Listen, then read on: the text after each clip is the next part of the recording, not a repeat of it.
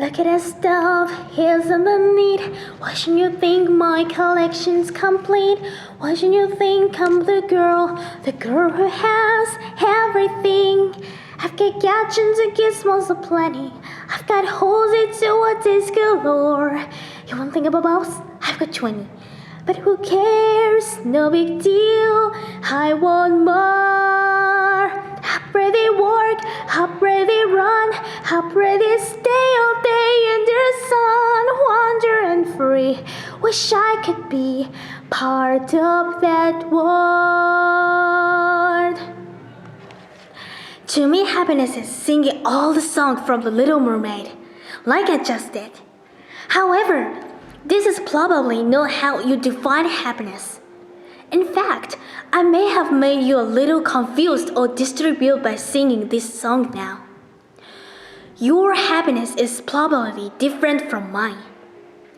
If we have 50 people in this room, we could have 50 different definitions of happiness.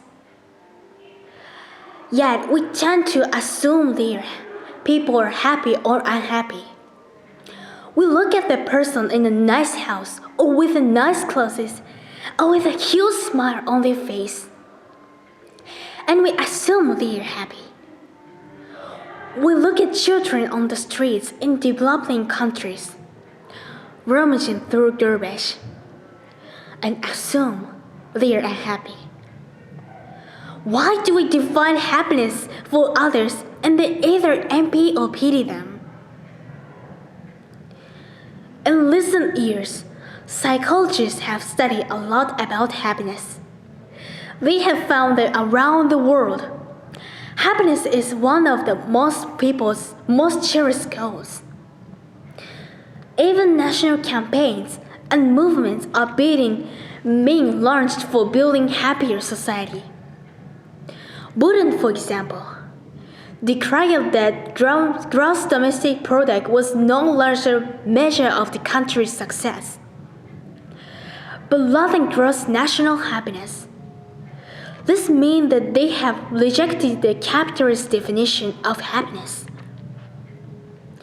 Instead, they focus more on equal social economy, development, environmental conservation, cultural promotion, and good governance. Other countries have different definitions of happiness. To most Americans, happiness is an unalienable human right and is commonly associated with positive experience as well as personal achievements. Japanese, on the other hand, say that happiness means social harmony, and that individual happiness can even lead to social disruption. Hong Kong Chinese define happiness as calm and relaxation.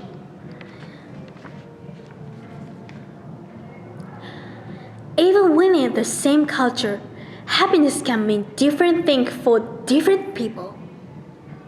For example, recently at my school, a teacher was late for class.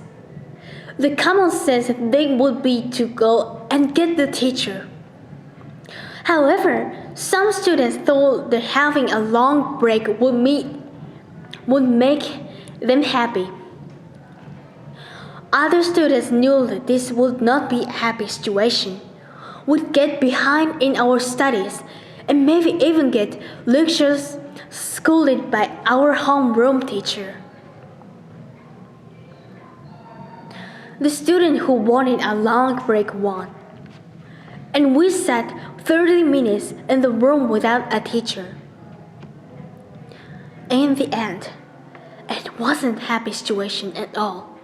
We got behind.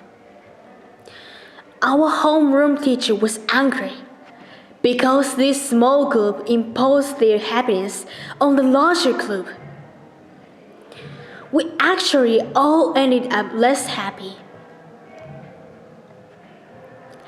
I think the key to true happiness is to be able to find small happinesses and enjoy these small pleasures with each other, as we accept our own realities and realize for others.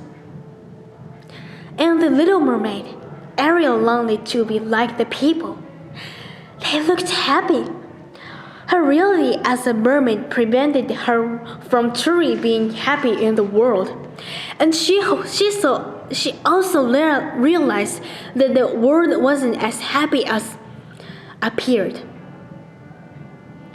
We too need to be careful of assuming what happiness is for ourselves and for others. Take pleasure in the here and now.